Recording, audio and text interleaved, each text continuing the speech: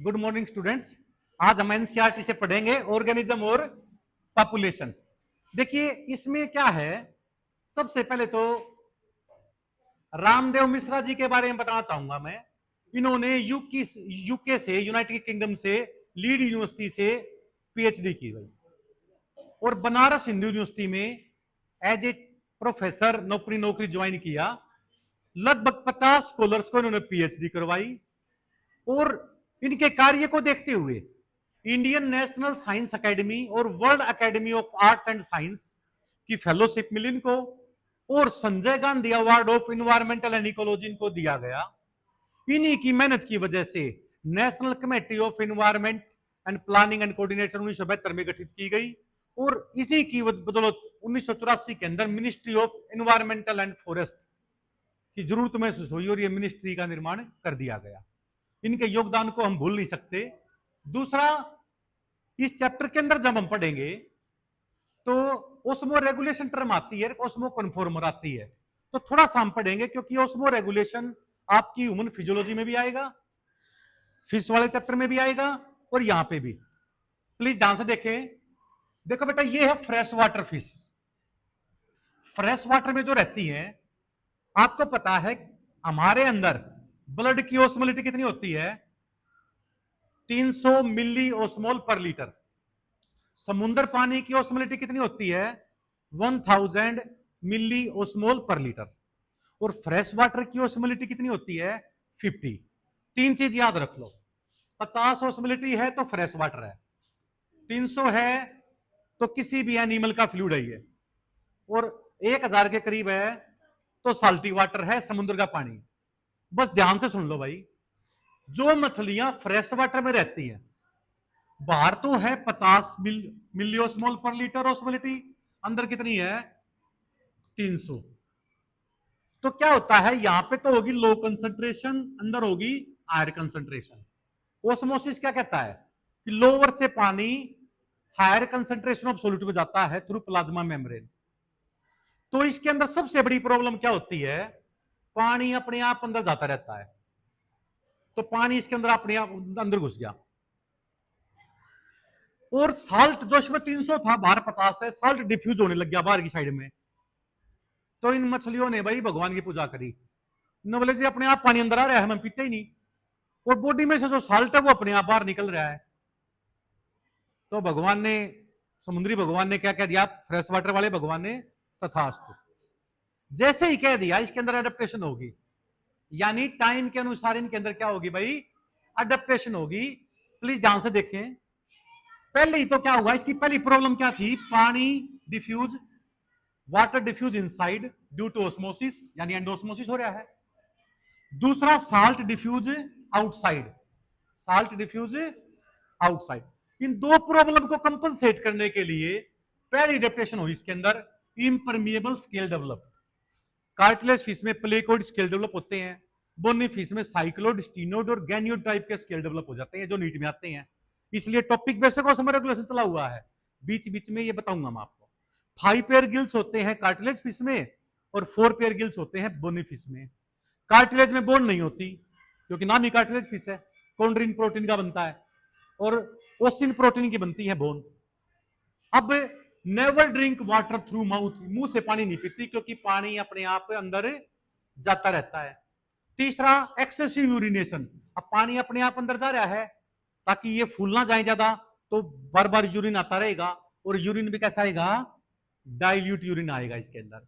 और इसकी जो मुंह से पानी जाता है और गिल्स से बाहर निकलाता है, मुंह और गिल्स के बीच में यहां पे 4 पेयर गिल्स होती हैं बोनी में, और 5 पेयर गिल्स होती हैं किसमें भाई? 5 पेयर गिल्स कार्टिलेज। जैसे कि जाएगा ना पानी मुंह से और गिल्स से बाहर निकलेगा, तो जो इसकी क्लोराइड सेल होती हैं, इसकी गिल्स पे कौन सी सेल होती हैं? Chloride cell. वो क्या करती हैं? वो आयंस को कैप्चर कर लेती हैं ताकि बॉडी में से साल्ट लॉस ना हो। तो ये है osmo regulation in fresh water. दो प्रॉब्लम थी फ्रेश वाटर की, कौन कौन सी दो प्रॉब्लम होती है? एंडोस्मोसिस और डिफ्यूजन ऑफ साल्ट आउटसाइड। उसको कंपनसेट करने के लिए ये डिप्रेशन होगी। दूसरा होता है भाई बोनी फिश, अब बोनी फीस में अंदर तो 300 है, बाहर 1000 है। इसका उल्टा काम होता है, पानी का एक्जोस्मोसिस होता है। इसमें क्या था फ्रेश वाटर में, एंडोस्मोसिस। इसमें क्या होता है, और इसमें तो साल्ट बाहर निकल रहा था, इसमें साल्ट क्या जाता है, अंदर जाता है। इन दोनों कमी को दूर करने के लिए इनको भी तथास्तु कह दिया गया, यानी अडेप्टेशन होगी लॉन्ग टाइम में। क्या इम्परमिएबल स्केल डेवलप तो कॉमन हो गया। ये ज्यादा पानी पीती हैं। जो समुद्र में पाई जाने वाली मछली है ना, वो पानी पीती है, नदियों वाली पानी नहीं पीती। इसमें लेस यूरिन निकलेगा, यूरिन निकलेगा तो क्या निकलेगा, वो कंसंट्रेटेड निकलेगा। इसमें क्या था, एक्सेसिव यूरिन निकल रहा था, डाइल्यूट निकल रहा था। इसमें क्लोराइड सेल होती हैं। कौन सी सेल होती हैं, इसमें क्लोराइड सेल तो आयंस को एब्जॉर्ब कर रही थी, इसमें क्लोराइन सेल आयंस को निकालती हैं बाहर, ताकि बॉडी में ज्यादा साल्ट इकट्ठा ना हो। और फेसियस मैटर के थ्रू डाइवेलेंट आयन, जैसे मैग्नीशियम हो गया, आयरन हो गया, ये जो डाइवेलेंट आयन होती है ना, ये फेसियस मैटर के थ्रू निकलती हैं। और जो मोनोवेलेंट आयन है वो क्लोराइड सेल के थ्रू निकलती हैं। इसलिए इन्होंने भी अपने आप को क्या कर लिया भाई, सर्वाइव कर लिया। अब क्या होता है, एक होता है, ये आता है पेपर में, ओस्मो कन्फॉर्मर क्या होता है भाई। कुछ मछलियां ऐसी होती हैं जो समुद्र से जो जाती है नदी में, जिसको बोलते हैं एनाड्रोमस फिश, और जो रिवर से जाती है समुद्र में, उसको बोलते हैं कैटाड्रोमस फिश। अब मान लीजिए बॉडी 300 है फ्लूइड, 50 बार का है, जब ये समुद्र में गई तो एकदम से 1000 हो गया तो मर जाएंगे। तो मेंढक को समुद्र में फेंक दो, मर जाएगा, क्योंकि सारा ऑस्मोसिस हो जाएगा और वो मर जाएगा उसी टाइम। तो इनके अंदर अडेप्टेशन होती है, यानी ये इनके अंदर एक ऐसा सिस्टम बना हुआ होता है कि जैसे ही ये फ्रेश वाटर से मेराइन में गई ना, तो इनके अंदर ये फंक्शन शुरू हो जाता है। 20 मिनट 20, देखिए यहां से ओस्मो कन्फॉर्मर, यानी वो जीव होते हैं ये, वो मछलियां हैं जो बाहर के अनुसार अपनी बॉडी का फ्लूइड की ओस्मोलिटी चेंज कर लेते हैं। इनकी ओस्मोलिटी 300 नहीं होती, इनकी ओस्मोलिटी 300 नहीं होती। समुद्र में गए तो इनकी 800-900 के करीब पहुंच जाती है, और फ्रेश वाटर में आए तो इनकी 50-100 के करीब पहुंच जाती है। यानी बाहर के अनुसार ये अपनी बॉडी की ओस्मोलिटी को ही चेंज कर लेते हैं। ऐसे जीवों में स्पेशल सिस्टम डेवलप होता है आयंस को रीज करने का, आयंस को स्टोर करने का। ऐसे जीवों का नाम ओस्मो कन्फॉर्मर कहलाता है। ओस्मो कन्फॉर्मर वो जीव होते हैं जो बाहर के अनुसार अपनी बॉडी की कंसंट्रेशन, आयन कंसंट्रेशन को चेंज कर लेते हैं और अपने आप को बाहर के अनुसार आइसोटोनिक बना लेते हैं। क्या बना लेते हैं वो, आइसोटोनिक। जैसे मान लीजिए ये गई समुद्र में, तो tri methyl amine oxide chemical और यूरिया बना लेंगे अपने अंदर, और वो समुद्र के, वो बाहर 1000 है ना, तो अपनी भी 900-1000 के करीब बन जाती है और बॉडी में ज्यादा नुकसान भी नहीं करता। तो आइसोटोनिक सॉल्यूशन बन जाता है, इससे कोई मूवमेंट नहीं होती और वो ये सर्वाइव कर जाते हैं। हमारे अंदर ओस्मो रेगुलेशन किडनी करती है। कौन करती है, किडनी। यानी ओस्मो कन्फॉर्मर वो जीव होते हैं जो बाहर के अनुसार अपनी ओस्मोलिटी को चेंज करते हैं। अब देखना चैप्टर कैसे चलेगा भाई। एवरग्रीन ट्रॉपिकल फॉरेस्ट में 250 से 400 सेंटीमीटर बारिश होती है एनुअली। ट्रॉपिकल डेसिडुअस फॉरेस्ट में 100 से 200, टेगा वन में 100 से 250, टेम्परेट डेसिडुअस फॉरेस्ट में 50 से, ये 75 से 150, कैपरल जो वन होते हैं 50 से 75, ग्रासलैंड में 75, और डेजर्ट होते हैं जिनमें 20-25 सेंटीमीटर से कम बारिश हो। अब सोइल के अंदर आप देखोगे ना, सोइल में होता क्या क्या है। Soil, top most layer of the earth is called soil. जमीन की जो ऊपर 1.5 फुट की परत होती है ना, उसी में पौधे उगते हैं, नीचे वाले में पौधे नहीं उगेंगे, क्योंकि उसके अंदर मिनरल होते हैं 40%, ऑर्गेनिक मैटर होता है 10%, मॉइस्चर होते हैं 25%, सोइल एटमोस्फियर 25%, ऑर्गेनिज्म अलग अलग टाइप और वेरिएबल होते हैं। फिर बताया था मैंने इलेक्ट्रॉन, प्रोटॉन, न्यूट्रॉन से atom, molecule, simple compound, organic compound, physical hierarchy, cell, tissue, organ, organ system, organism, biological hierarchy, organism से पॉपुलेशन, से बायोटिक कम्युनिटी, से इकोसिस्टम, बायोस्फीयर, इकोलॉजिकल हायरार्की। ठीक है। अब देखिए गाय और भैंस जो होते हैं ना भाई, दोनों के दोनों हर्बीवोरस हैं, वो आपस में गुइल्ड हैं। क्या है? जो सेम रिसोर्सेज यूज करें, GUILD। उसी तरह दो जीव, जैसे कुत्ता भी मांस खाता है जो जंगल में रहता है, एक काम कहते हैं घर में जो कुत्ते पालते हैं हमें, वो मांस नहीं खिलाते उनको, फिर भी हम कुत्ते को हर्बीवोरस क्यों गिनते हैं? क्योंकि जो नेचुरल वैरायटी है ना, जो जंगल में रहती है, जो नेचर में एग्जिस्ट करती है, वो मांस खाती है, तो हम उसको कार्निवोरस में गिनेंगे। समझ में आ गई ना आपको? तो ऐसा नहीं है घर वाले कुत्तों को ऐसा नहीं वैरायटी गिनेंगे, वैरायटी वो जो नेचर में रहती है, अब हम उसको प्रोवाइड ही नहीं कर रहे तो इसलिए नहीं खा पा रहा वो। तो इकोलॉजिकल इक्विवेलेंट वो होते हैं भाई, उल्लू और बिल्ली दोनों श्रू और माइस को खाते हैं, तो ये दोनों का निक सेम है, तो वो दोनों क्या हो गए? इकोलॉजिकल इक्विवेलेंट हो गए। क्या हो गए वो? Ecological equivalent. यानी कुत्ता भी और शेर भी दोनों मांस खाते हैं, तो दोनों क्या हो गए? इकोलॉजिकल इक्विवेलेंट, जिनका निक यानी प्रोफेशन सेम है। ये मैंने बताया था इक्वेटर, ठीक है ना, ये नॉर्थ की पोल है साउथ की तरफ। ये ग्राफ देख लीजिए, कितनी बारिश होती है, कितना टेम्परेचर होता है यहाँ पे। अब ये देखो जीव की एडेप्टेशन, बेटा राजस्थान में इतनी भयंकर गर्मी पड़ती है, ठीक है ना, राजस्थान में। उसी तरह मेघालय के इतने जंगल होते हैं, वहां पे बहुत ज्यादा प्रजाति पाई जाती है, सांप कीड़े का ऐसे होते हैं जहरीले कि नुकसान कर जाते हैं। डीप ओशियन में कैसे रहते हैं? पोलर रीजन जहां पे सर्वाइव करना ही मुश्किल है, वहां पे भी सियाचिन वगैरह आप देखते हैं, हम हमारे आर्मी के जवान रहते हैं वहां पे। तो सर्वाइवल अलग अलग एनवायरमेंट के अनुसार अपने आप को जीव ढाल लेते हैं भाई। जितने भी नेक्टर फीडिंग है, लीफ ईटिंग है, हर्बीवोरस एनिमल है, वो उसमें क्या होंगे? सारे गुइल्ड हो गए भाई। फिर मैंने बताया था पैरासाइट, स्मॉलर ईट लार्जर। स्मॉलर का नाम पैरासाइट होगा, बड़े का नाम क्या हो गया? होस्ट। प्रीडेशन में क्या आएगा? लार्जर ईट स्मॉलर। लार्जर का नाम प्रीडेटर, छोटे का नाम क्या हो गया? प्रे। मैंगो का जो पौधा होता है ना, वो कनाडा में और जर्मनी में नहीं उगता, यानी जहां पे टेम्परेट रीजन है वहां पे उगता ही नहीं, अडेप्टेशन होगी वो। उसी तरह snow leopard are not found in Kerala. भाई जो बर्फ में जो स्नो लियोपर्ड या भालू प्रेजेंट होते हैं, क्या वो केरला में रह सकते हैं? नहीं रह सकते, क्योंकि वो अपने एनवायरमेंट के अनुसार एडजस्टेड है वहां पे। फिर मैंने बताया था यूरिथर्मल, यानी वो जीव जो वाइड रेंज ऑफ टेम्परेचर को, यूरिथर्मल का मतलब जो सहन कर सके। स्टेनोथर्मल कौन सा होता है? जो नैरो रेंज ऑफ टेम्परेचर को सहन कर सके। यूरी हेलाइन जो ज्यादा सैलिनिटी को टॉलरेट कर सके। और स्टेनो एलाइन कौन से होते हैं? जो नैरो रेंज ऑफ सैलिनिटी को टॉलरेट कर सके। एग्जाम्पल लिख लीजिए इसके भाई, लिख लो एक बार एग्जाम्पल, लिख लो, लिख लो एक बार। देखिए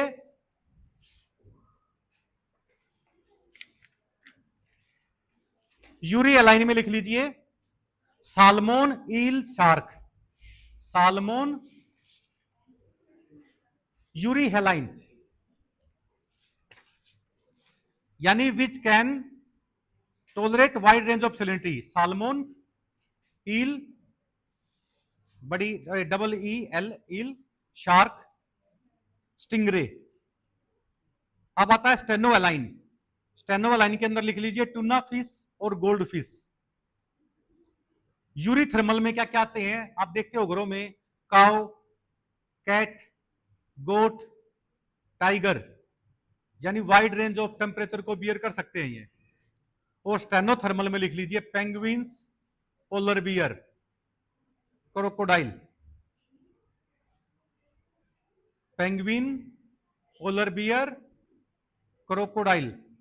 बेनियन ट्री भी लिख सकते हो इसमें, स्टेनोथर्मल में आता है। यूरिथर्मल में क्या लिखा? काओ, कैट, गोट, टाइगर। यूरी हेलाइन में लिख लो, यूरी हेलाइन में क्या लिखा आपने? Salmon, eel, shark, stingray. और स्टेनो हेलाइन में लिख लो टूना फिश और गोल्ड फिश। एक और बताई थी मैंने, एनाड्रोमस फिश। एना का मतलब उल्टा लिख लो, अन्ना हजारे जैसे गवर्नमेंट से उल्टा चला था, कांग्रेस की सरकार गिरा दी थी इसने, तो एना उल्टा मतलब जो समुद्र से मछली किस में आए? रिवर में जाए। एग्जाम्पल है सालमोन, हिल्सा, लेम्प्रे।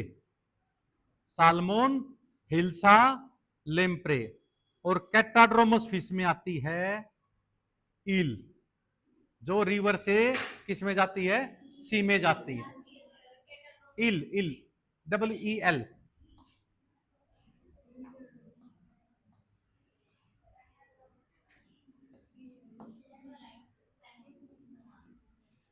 स्लो हो गया ये भी। नेक्स्ट देखो भाई, सेलिनिटी, नमक कितना है। इनलैंड वाटर के अंदर 5% से कम होता है, 30 से 35 होता है पर 1000 देखा जाए तो, ppm पार्ट्स पर मिलियन सी में, और मोर देन 100 होता है लेगून्स जो होते हैं ना, हाइपर सैलाइन लेगून, वहां पाए जाते हैं। अल्टीमेट सोर्स ऑफ एनर्जी क्या होता है, सन होता है, पर समुद्र में सबसे ऊपर मिलती है ग्रीन एल्गी, बीच में मिलती है ब्राउन एल्गी, सबसे लास्ट में कौन सी मिलती है, क्योंकि रेड लाइट की वेवलेंथ सबसे ज्यादा होती है, पेनिट्रेशन पावर ज्यादा होती है, मिनिमम स्कैटरिंग होती है, इसलिए दूर तक हमेशा रेड लाइट जाएगी। इसलिए समुद्र की गहराई में यदि कोई एल्गी मिलेगी तो रेड एल्गी मिलेगी, उससे ऊपर ब्राउन मिलेगी, सबसे ऊपर ग्रीन, और ग्रीन तो फ्रेश वाटर में मिलती है। और ऐसी ग्रीन एल्गी जिसपे मैक्सिमम फोटोसिंथेसिस का एक्सपेरिमेंट किए जाते हैं, उसका नाम क्या था, क्लोरिल्ला। क्या नाम होता है, क्लोरिल्ला। अब एलोवियल सोयल वो होती है जो रिवर और सी से लाई जाए। Top most layer of the earth is called soil. Alluvial soil वो होती है, ये नीट में पूछा गया है, एलोवियल सोयल कौन सी होती है, जो रिवर, ठीक है ना, से आए, क्या बोलते हैं उसको, हमें बह के आए पानी के through, alluvial soil. Try soil होती है चट्टान की, जो नीचे ढलान में चट्टान से ग्रेविटी के कारण, पानी के कारण जो पानी मिट्टी टूट टूट के नीचे आते हैं ना, बड़ी उपजाऊ होती है वो, उसका नाम होता है टेराई सोयल। और टेराई सोयल जो ड्राई हो उसको हम बाबर सोयल भी कहते हैं, और जो पानी और ग्रेविटी के थ्रू आए, टूट टूट के नीचे आए, उसको कोलोवियल सोयल कहते हैं। तो एलोवियल और कोलोवियल में काफी डिफरेंस आता है भाई। एलोवियल सोयल वो होती है जो रिवर के थ्रू आए, और कोलोवियल वो होती हैं जो रेन और ग्रेविटी के थ्रू आए।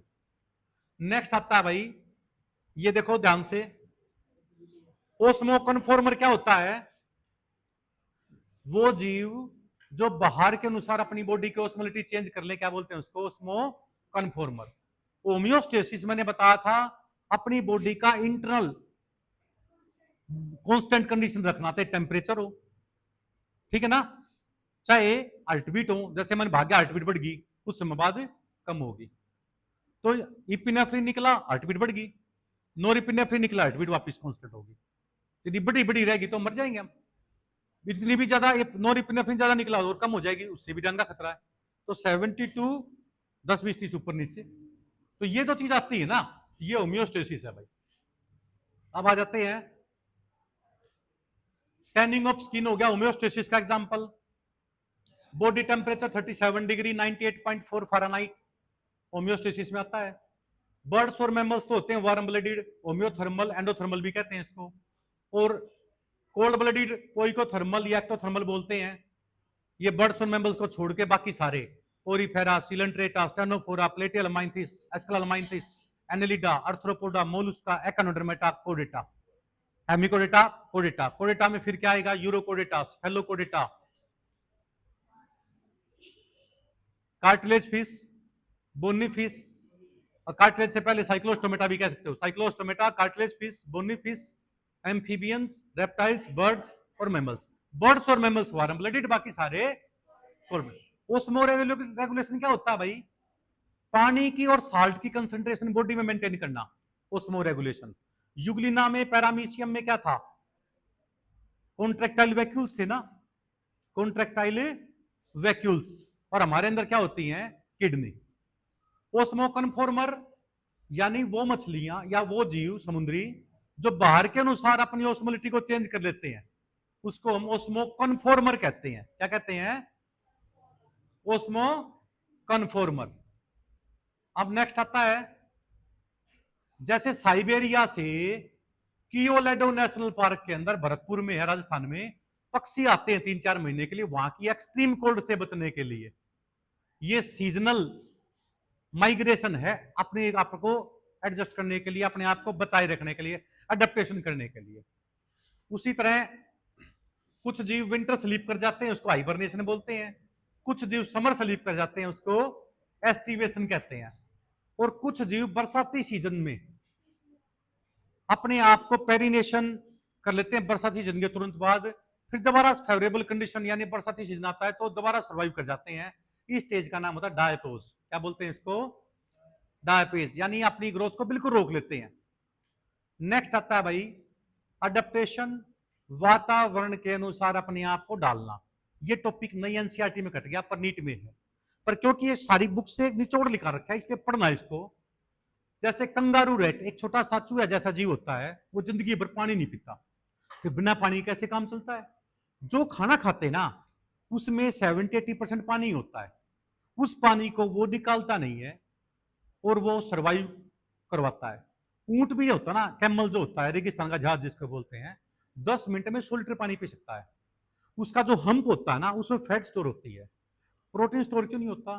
क्योंकि फैट के ऑक्सीडेशन में पानी की जरूरत नहीं होती। यदि उसमें कार्बोहाइड्रेट स्टोर हो गया या प्रोटीन स्टोर हो गया ना, तो उसके ऑक्सीडेशन के लिए पानी चाहिए होगा, पर फैट के ऑक्सीडेशन के लिए पानी की जरूरत नहीं होती, इसलिए पानी स्टोर होता है उसके अंदर। हम्प जो होता है ना, फैट स्टोर होता है, और फैट के ऑक्सीडेशन में पानी की जरूरत नहीं पड़ती, इसलिए 1-2 महीना बिना पानी के भी रह सकता है। जब उसने पानी पी रखा है तो उसका फेसियस मटेरियल 80% पानी वाला होता है, पर जब उसने 1-1.5 महीने से पानी नहीं पिया तो उसका फेसियस मटेरियल जो होता है ना, एक राख की फॉर्म में निकलेगा, एस की फॉर्म में निकलेगा, यानी उसमें 5 से 4% ही मॉइस्चर होगी, बाकी कोई मॉइस्चर नहीं होती। सारे के सारे पानी को वो रीअब्जॉर्ब कर लेता है। स्वेट ग्लैंड ना होती, पसीना नहीं आता उनको, क्योंकि पानी लॉस हो जाएगा पसीने से तो। ठीक है, नेक्स्ट है भाई कैक्टस पौधा। ये मैंने बताया था C4 प्लांट के अंदर डबल फिक्सेशन होता है कार्बन डाइऑक्साइड का। CAM plant modified C4 plant है। ये पानी को लॉस होने से बचाने के लिए इनके ऊपर वैक्स की लेयर होती है। स्टोमेटा भी डायरेक्ट नहीं होता, अंदर धस के स्टोमेटा होता है, उसको सनकन स्टोमेटा कहते हैं, ताकि कम ट्रांसपिरेशन हो। वैक्स की एक लेयर होती है, और स्टोमेटा दिन में ना खुल के कब खुलते हैं? रात को खुलते हैं भाई। जैसे एलोवेरा हो गया, अगेवा हो गया, कैक्टस हो गया, पाइनएप्पल हो गया। ठीक है, अब आता है देखो ध्यान से, पोलर रीजन के पास जो फिश पाई जाती है ना, उसके ऊपर फैट की एक लेयर होती है, उसको बल्बर बोलते हैं। स्किन की लेयर होती है, पूरी पूरी प्रोटेक्शन करती है उसको, वो हीट लॉस होने से बचाती है।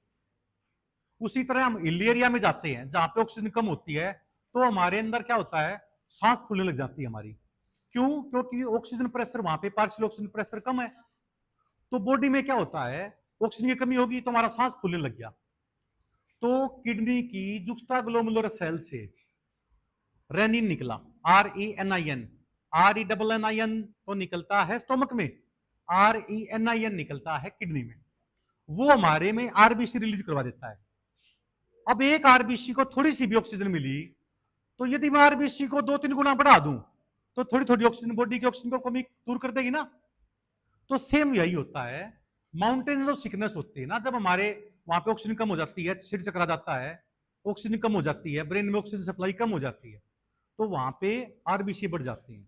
इसलिए लेरिया जो बंदा रहता है ना, उनके अंदर हीमोग्लोबिन कंटेंट ज्यादा होता है। ये अडेप्टेशन होते हैं उनके। ठीक है, अब आता है देखो ध्यान से, ये दिखाए थे मैंने आपको, देखो भाई प्लीज, एज पिरामिड है ये एक्सपेंडिंग, ज्यादा बेस्ट कौन सा है? एक्सपेंडिंग है, स्टेबल है, डिक्लाइनिंग है? एक्सपेंडिंग, क्योंकि आगे भविष्य बहुत बढ़िया इनका, क्योंकि इसमें प्री रिप्रोडक्टिव 1 से 17 साल के बच्चों की उम्र ज्यादा है, दूसरे नंबर पे रिप्रोडक्टिव, तीसरे पे पोस्ट रिप्रोडक्टिव। नेक्स्ट आता है इसके अंदर, ये देखो आपको बताया था पॉपुलेशन डेंसिटी, जितने पैदा हुए 1000 पॉपुलेशन पे नेटिलिटी, जितनी डेथ हुई मोर्टेलिटी, जितने देश में आए, जितने बाहर गए, इन दोनों से पॉपुलेशन बढ़ती है, इन दोनों से पॉपुलेशन है। ये फार्मूला बताया था आपको। फिर मैंने वाइटल इंडेक्स बताया था, नेटिलिटी अपॉन मोर्टेलिटी 200। यदि वाइटल इंडेक्स की वैल्यू 100 है तो जीरो पॉपुलेशन ग्रोथ, 100 से नीचे है तो नेगेटिव, 100 से ऊपर है तो यानी पॉपुलेशन बढ़ी है। फिर 2 कर्व बताई थी, पहली कर्व तो है जे शेप, एक्सपोनेंशियल बोलते हैं इसको। पेपर में आती है नीट में कि जे शेप का दूसरा नाम क्या होता है, एक्सपोनेंशियल। लैग और लोग दो फेज होती हैं। कब होंगी, देखो यहां पे गलत लिख रखा spelling, when resources are not limited यानी अनलिमिटेड। जब तक है खाना सबके लिए है, नहीं तो एकदम से खत्म हो जाएगा। जब खाना लिमिटेड है तो आएगी लॉजिस्टिक कर्व। लॉजिस्टिक कर्व का दूसरा नाम होता है सिग्मोइड कर्व। सिग्मोइड कर्व का तीसरा नाम होता है एस शेप कर्व। और ह्यूमन पॉपुलेशन का कौन सा होता है, सिग्मोइड कर्व होता है। और बैक्टीरिया यदि कल्चर मीडिया में है तो जे शेप। ये दोनों की इक्वेशन आती है भाई, याद कर लेना। ठीक है, 3-4 बार हो चुकी हैं। अब देखो ध्यान से, ये सारी की सारी इंटरेक्शन हम 2 से 3 बार करवा चुके हैं। ठीक है, और इस चैप्टर के अंदर और कुछ नहीं बचता है। Thank you.